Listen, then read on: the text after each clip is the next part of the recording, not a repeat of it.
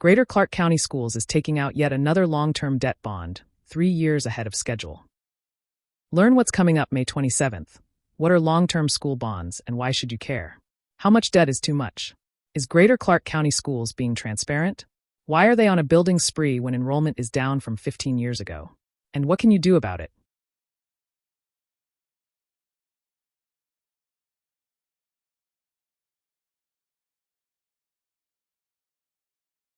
May 27th, 2025 at 6 p.m. will be the second public hearing required by law for Greater Clark to take out an additional long-term debt bond for $50 million. Other projects are included in vague detail, such as HVAC, roofing, and paving throughout the district. The biggest portion will cover additional classrooms and flooring for Charlestown High School. The way this gets approved is to open up the public hearing, allow for comments from the public, and then the school board of trustees will vote on a resolution to approve the bond. Although this is a large bond, on top of existing debt obligations, and the debt will be backed by taxpayers' properties, the resolution only requires a board vote, not a taxpayer vote. A taxpayer vote on projects like this is called a referendum, where each taxpayer can show up and cast their individual vote. The reason for concern is that these bonds are long-term debt obligations, much like your mortgage, where interest and other administrative fees over a long period of time make the actual debt much higher than the original amount. Additionally, Greater Clark is taking one bond out after another in a short period of time.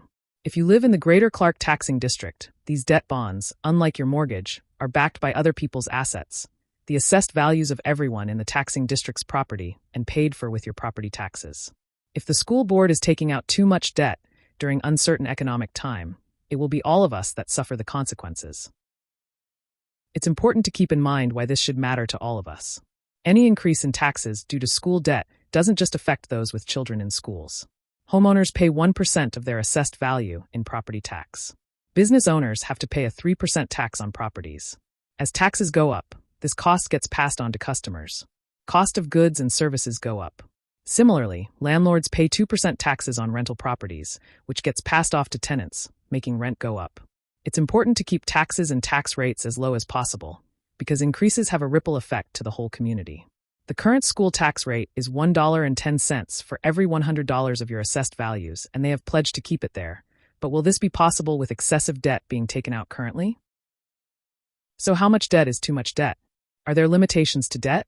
Under Indiana law, school corporations have a debt limit of 2% of the assessed value of taxable property, but this only applies to direct debt issued by the school corporation.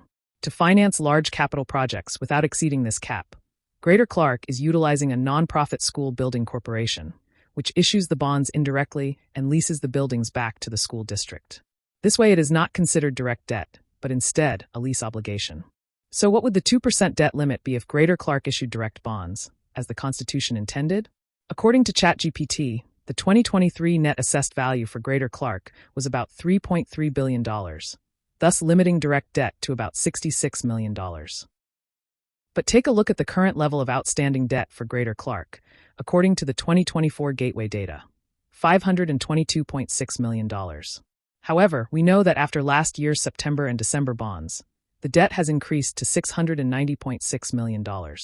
If this new $50 million bond is approved, the total debt will be $740.6 million. Compare this to school districts of similar size. New Albany-Floyd County Schools is currently at $142.8 million, and Elkhart Community Schools is at $106.4 million of outstanding debt, both school districts serving more students than Greater Clark. We asked ChatGPT if $760 million in debt would be considered excessive and how they can do this legally. Its response was that this is technically legal because it's all lease-based debt through the nonprofit school building corporation. While it doesn't technically violate the 2% cap, it is fiscally risky and highly controversial without public support. $760 million was described as unusually high and potentially fiscally unsustainable for Greater Clark. Voters have not approved these large lease agreements, just the school board of trustees. Does this bypass the democratic process? Furthermore, this debt may not exceed the 2% constitutional cap, but it does still count towards total financial obligations backed by our property taxes. $760 million dramatically exceeds normal ranges for Indiana school districts of similar size, likely resulting in very high debt service levies and increasing property tax burdens. Will enough taxpayers understand this magnitude of debt and push back before it's too late? When a school board doesn't issue bonds directly but instead leases a building from a separate school building corporation, it's usually for legal, financial, and strategic reasons. Here's a breakdown. Indiana Constitution and state laws place limits on the amount of debt a school district can carry directly. By creating or using a separate legal entity, a school building corporation, the debt doesn't count against the school corporation's direct debt limit. The school building corporation, a nonprofit set up by the school district or its agents, issues bonds and uses the proceeds to build or renovate a facility. The school district then leases the facility from the corporation, making annual lease payments that are used to repay the bondholders. At the end of the lease, once bonds are repaid, ownership of the building transfers to the school district. This structure is legal and common, not only in Indiana but in many states. Critics argue it lacks transparency, since it can mask the true level of school debt, circumvents voter control, even if technically legal, and increases costs due to additional legal, administrative, and interest expenses. If you're a taxpayer or community member, it's completely reasonable to ask your school board: 1. Why they chose a building corporation structure. 2. What the true long-term cost of the lease arrangement is versus a direct bond. And 3. How this financing method aligns with transparency and fiscal responsibility. Here's the 5-year plan Superintendent Mark Loeffner presented back in 2021. A task force of community members was put together to take the results of feasibility studies, looking at the conditions of school buildings, the projected growth, and the net assessed property values to determine what kind of debt could conservatively taken out for priority projects. Notice that the core values included maximizing utilization of current facilities. At that time, Loeffner and the school board committed to keeping the school tax rate at $1.10 so as not to pass off any additional taxes to the taxpayers.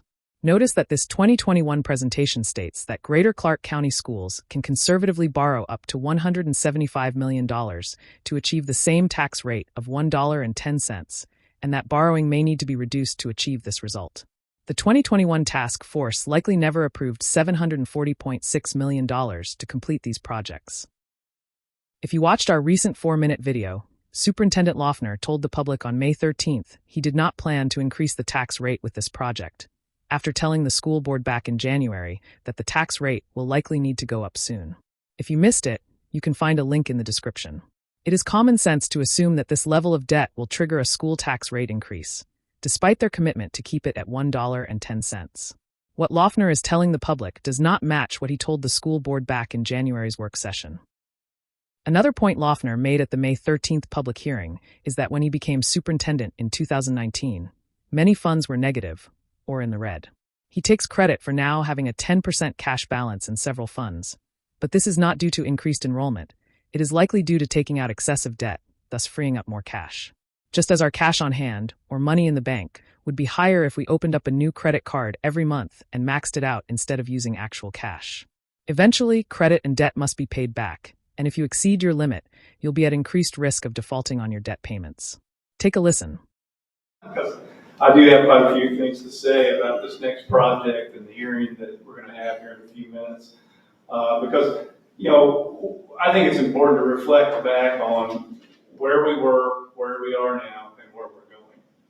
Okay, when I walked in the door as superintendent 6.5 years ago, our education fund was in the red. Our operations fund was in the red. Our food service fund was in the red. Our self-insurance fund was in the red. Our teacher pay was only at $40,000 a year starting pay. Okay, and as you saw from what Laura presented, all that has been turned around. Okay, we now meet the state criteria of having 10% cash balance in the education fund, the operations fund, the self-insurance fund, the food service fund, and our teachers now make $50,000 a year starting pay instead of $40,000. So we've done the work, we've done the planning.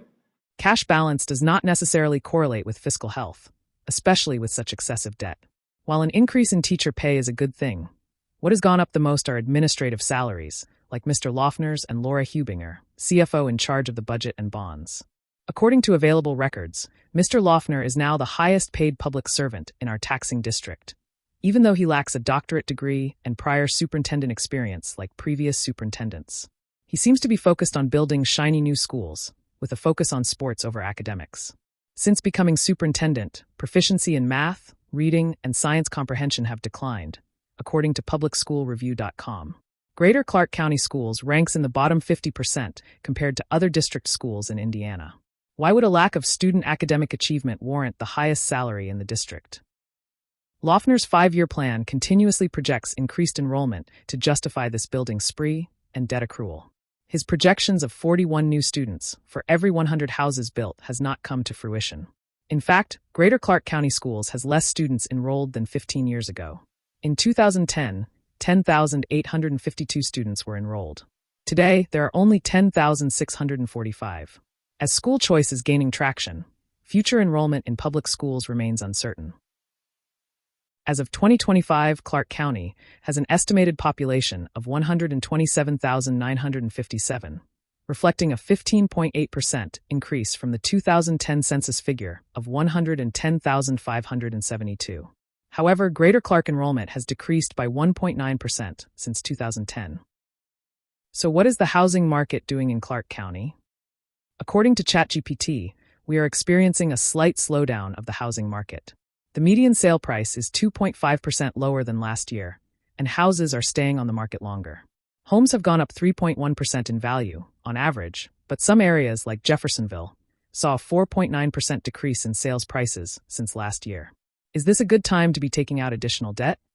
Property assessments often lag market trends by 1 to 2 years. So even if the market is slowing now, recent high valuations may still be used to justify bond capacity. Risk of overextension.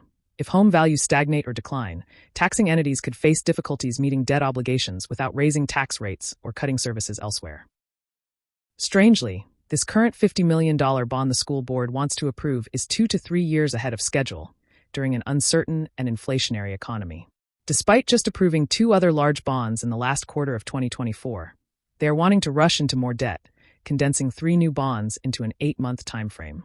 Is the school board attempting to rush these bonds before the taxpayers realize how much debt is being placed against our assessed property values, and before they drop their commitment to the $1.10 tax rate they pledged at the start of these capital projects?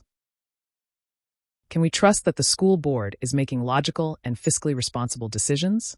With the recent groundbreaking of River Ridge Middle School and plans to move all students from Parkview Middle School to River Ridge upon completion, one might assume that Parkview is nearing full building capacity. But Parkview has only 656 students, out of a 1,100 student capacity. This means Parkview is only at 60% capacity. Are voters and taxpayers aware that these students will all be moved from their downtown school, and Parkview likely demolished, according to the January work session discussions? Take a listen to about 5 minutes of the January school board work session that will further support why we should not be taking out additional bonds right now. And then you get into 2930. This is where we earmarked the Parkview renovations. I will tell you, obviously, when the new middle school is done, we're going to have to move everybody up there. We're going to have to get them off that site now, Parkview. And then we were going to have to decide in a little time, what do we do on that Parkview site in terms of, do you try to renovate the old building and make it on maybe a smaller footprint, hold 600-700 students instead of 1,100 students. A lot of people don't know that building will hold 1,100 students as it sits right now. Do we renovate this old building? Try to decrease the footprint, or do you demolish it and start over? I know what my recommendation would be, and Nate's recommendation would be. Because I think if you demolish it and start over, then you can really get what you want on that site. And maybe, it's a 70-year-old building, 70 years old. I will say it's a well-built building. Sturdy building. But I'm surprised. It always shocks me that we're having so many sewer problems at Jeff High and not Parkview. But I think in the community you're going to get asked, well, what's going to happen there with the kids? But we have to get them on that. Like I said, we have to get them off that campus to do it. Well, would we start something at the Parkview site immediately, or? Things have slowed down a little bit because of interest rates, but we still believe in talking to the mayors, the city council, and developers and real estate people that once interest rates fall, go down, things will go crazy. We committed to that $1.10 tax rate. we've been there for 6 years now, I believe. With what's coming at us from the state in terms of potential property tax, so we weren't planning for this last, we weren't, if you remember, we compromised a little bit in terms of saying that we would do something at Parkview. And I agree that we need to do something there. But depending on what happens with the property tax proposals that are going through the legislature and what happens with growth, assessed value and all that, we may be in a position in the next couple of years, a few years, where we may have to push the tax rate up. I'm just going to be very transparent and honest. We may have to look at that with Stiefel, especially when we're adding this $55 million. That's a big chunk. So I have to accommodate that, then that not as much can go into your operations fund. And, so then your operations, which is going to be affected by potential legislative for taxes, we have to look at that. We just have to. I know that we have to move the kids out if we're going to do something to the building. But what's the purpose of moving them out if we're not going to do something? Not all of them are going to middle school. Yeah. Oh, yeah. Yes, all of them. Yeah, we would all. No, you remember back to the meetings we had when they said, these kids, these downtown kids are not going to go to the new middle school? Well, short term, they would have to.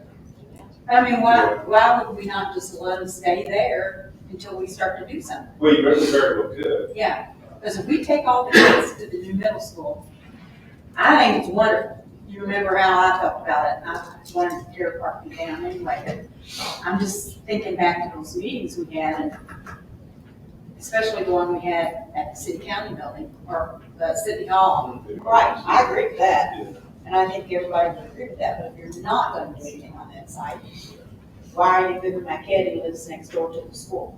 I think that's what we'll start hearing. On the flip side, if they all go to the new middle school and they all like it and they get over all that crap about having to be downtown, that'd be perfect, wouldn't it? Well, When we do that and we move them all to the new school or there will be. whatever, I think we need to have a plan for Parkview in place, whether it's we're gonna tear it down in this year or we're gonna remodel it in this year. I think we have to have that plan ready to almost hand out to as we move them, because if not, you gave up on us or something. I can see it coming. You just heard Loeffner, CFO Laura Hubinger, and the school board openly discussing how Parkview, a 70-year-old sturdy, quote, well-built building with no sewer issues, at only 60% capacity will likely be demolished to build something brand new on the site, although they are unsure what or for what reason. They admit that they did not originally plan to do this and that it will cost a good chunk of money, meaning more debt. They also discussed a slowdown of the housing market, legislative changes, specifically recently passed Senate Bill 1 that currently has an unknown impact on assessed values, and that the $1.10 tax rate will likely need to be raised. They also mentioned interest rates will likely go down soon. Keep in mind that if interest rates for homes are high, the interest rates for bonds are also likely high. It would be more fiscally responsible to take out any further bonds when interest rates are lower. The impact to you, the taxpayer, is a likely potential for higher tax rates. If taxpayers are informed about the excessive debt being taken out, many would not support these projects. A responsible school board would be adjusting the 5-year plan for less spending, not rushing ahead of schedule. Transparency with the public is key, but the school board will not comply with even simple records requests for documents related to these bonds and building corporation agreements. Our group has been unable to inspect and copy any requested documents. Due to loopholes in Indiana law, the school board has chosen to bypass referendum-based approval, which provides a democratic check. If the school board and administrative staff cannot appropriately govern themselves and have proven to be poor stewards of our tax dollars and assets, taxpayers may need to get involved. Once bonds are issued, communities are locked into repayment for decades, while those who made lucrative salaries may be long gone. Greater Clark is not done with planned bonds after this next one. For years 2028 to 2029, they are planning another $27 million and another $61 million in 2029 to 2030 for the demolition or renovation of Parkview.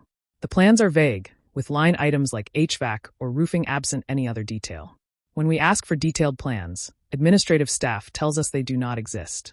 Is the school board obtaining any competitive bids for large projects to ensure we are getting the best deal? The State Board of Accounts does not audit bonds. Is the money designated to these projects really going to these projects? Who is on the nonprofit school building corporation, and are they paid anything to issue these bonds? Why is Greater Clark refusing to answer questions about the building corporation or provide any of the lease agreements? Why are they choosing to rush the bond schedule without a clear plan? Why are they taking out more debt than nearly every other school district in the state? What can we as a community do? You can attend the May 27th public hearing or send your school board representative an email with questions, comments, and views on these bonds. They were elected to represent us, the taxpayer. If they approve the resolution despite taxpayer concerns, there is a petition for remonstrance or referendum process that can be used to get this bond and future bonds to a public vote. There are risks to putting the bond to a referendum.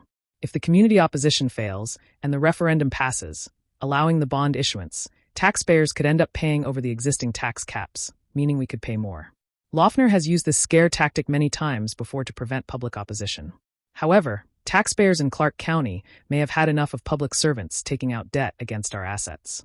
Just recently, Silver Creek Schools asked for $63 million, which went to a referendum or special election, which would have raised the tax rate. It failed miserably, with 94% of taxpayers voting against it. Perhaps this is what Greater Clark is worried about. Although Greater Clark is not asking to raise our tax rate with this bond, we know that it is likely coming soon.